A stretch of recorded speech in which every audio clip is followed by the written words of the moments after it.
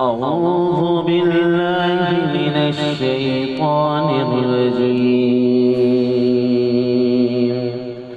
بسم الله الرحمن الرحيم. والتين والزيتون وطور سينين وهذا البلد الأمين. لقد خلقنا الإنسان في أحسن تقويم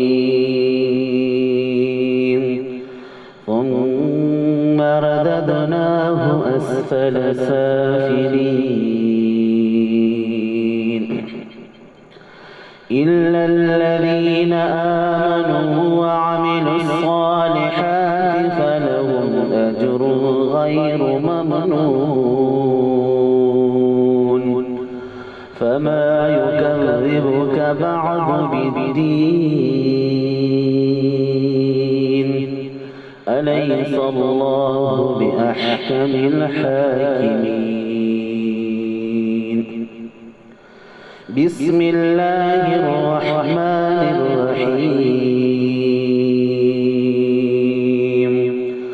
وأنزلنا إليك الكتاب بالحق مصدقا لما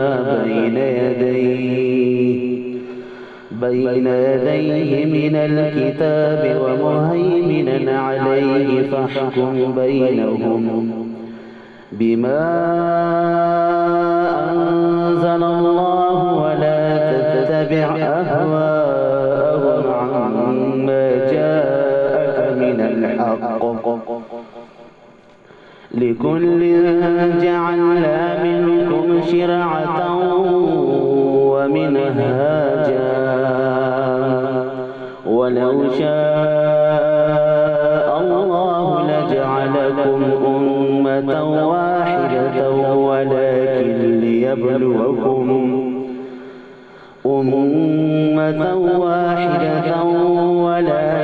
ليبلوكم فيما آتاكم فاستبقوا الخيرات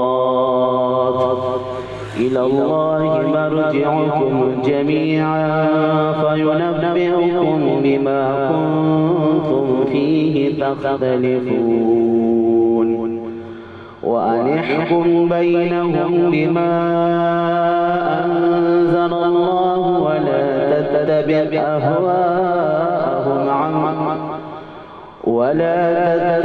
أهواءهم واحذرهم أن يفتنوك عن بعض ما أنزل الله إليك فإن تولوا فاعلم أنما يريد الله أن يصيبهم ببعض ذنوبهم وإن كثيرا من الناس لفاسقون. أفحكم الجاهلية يبغون ومن أحسن من الله حكما لقوم يوقنون. صدق الله العظيم.